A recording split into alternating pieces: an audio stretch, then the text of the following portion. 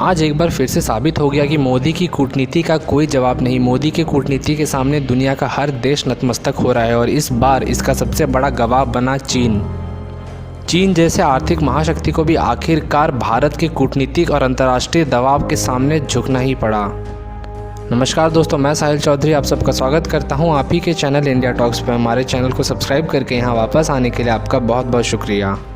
भारत के सैकड़ों प्रयासों के बाद और चीन के सैकड़ों रोड़े अटकाने के बाद कल यानी 1 मई को आखिरकार चीन को पीछे हटना ही पड़ा। आज के बाद 1 मई का दिन भारत के लिए बहुत यादगार रहने वाला है, क्योंकि दशकों के प्रयास के बाद आखिरकार भारत ने यूनाइटेड नेशन में मसूद अजहर को एक ग्लोबल टेररिस्ट डिक्लेयर करवा ही दिया।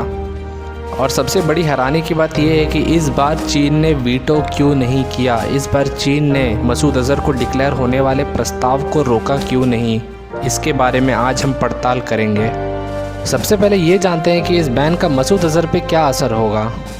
तो जो सबसे बड़ा असर मसूद अजहर पे होगा वो ये होगा कि उसके एसेट्स फ्रीज कर दिए जाएंगे। यानी मसूद अजहर का पूरे वर्ल्ड में किसी भी देश में कोई भी संपत्ति होगा तो उसे जब्त कर लिया जाएगा। अब इससे होगा क्या, मसूद अजहर का अगर फॉरेन देशों में कोई थोड़े बहुत संपत्ति होगी भी तो वो शायद जब्त हो जाएगी, लेकिन उसके साथ ज़्यादातर संपत्ति पाकिस्तान में ही, और ये पाकिस्तान सरकार के ऊपर होगा कि उसकी संपत्ति को जब्त करे। यानी जिस भी देश में उसकी संपत्ति होगी उस देश के सरकार की जिम्मेदारी होगी कि उसके संपत्ति को जब्त किया जाए।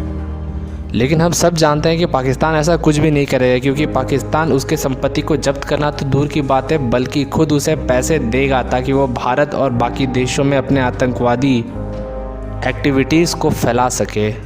तो इसका ज़्यादा कुछ असर तो होते हुए नहीं दिखता है। और दूसरा प्रतिबंध जो उसके ऊपर लगेगा वो होगा ट्रैवल बैन, यानी मसूद अजहर दुनिया के किसी भी देश में ट्रैवल नहीं कर पाएगा।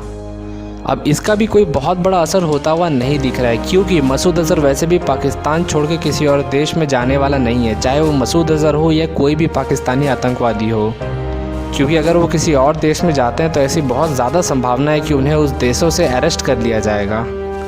पाकिस्तान इन आतंकवादियों का बिल है और ये आतंकवादी अपने बिल को छोड़ करके कभी बाहर नहीं निकलेंगे, क्योंकि ये जैसे भी बाहर निकलेंगे तो इनकी जान को खतरा हो जाएगा।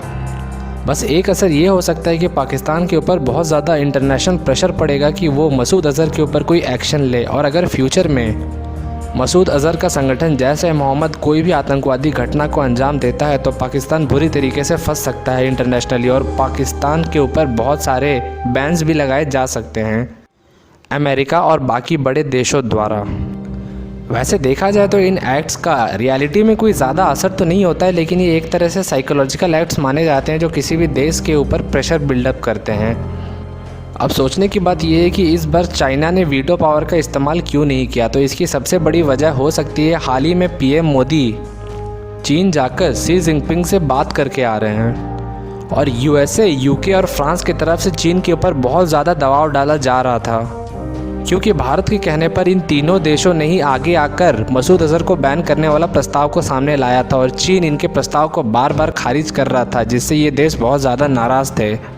और ये तीनों देश ही अपने अपने स्तर पर चीन के ऊपर दबाव बना रहे थे और चीन के लोगों से बात कर रहे थे, वहाँ के डेलीगेट से, कि जल्द से जल्द आप अपने इस फैसले को वापस लें और मसूद अजहर को ग्लोबल टेररिस्ट डिक्लेयर्ड होने दें।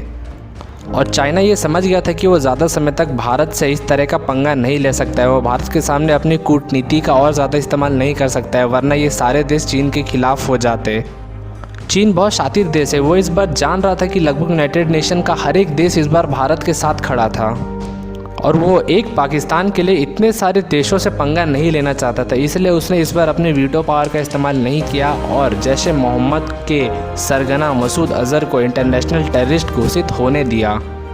अब ये भारत के लिए बहुत बड़ी कूटनीतिक जीत है कि भारत ने आखिरकार चीन के ऊपर प्रेशर बनाने में सक्सेसफुल रहा और इसी घटना ने यह साबित कर दिया कि भारत का अंतर्राष्ट्रीय कद कितना बढ़ चुका है। भारत चाहे तो दुनिया के किसी भी बड़े देश के ऊपर प्रेशर बना करके उसे अपने सामने झुका सकता है। तो आप भारत के इस कूटनीतिक जीत का श्रेय किसे देना चाहेंगे, नीचे कमेंट में लिख करके ज़रूर बताइएगा और इस वीडियो को ज़रूर लाइक करके अपने सारे व्हाट्सएप और फेसबुक ग्रुप में शेयर कर दीजिएगा।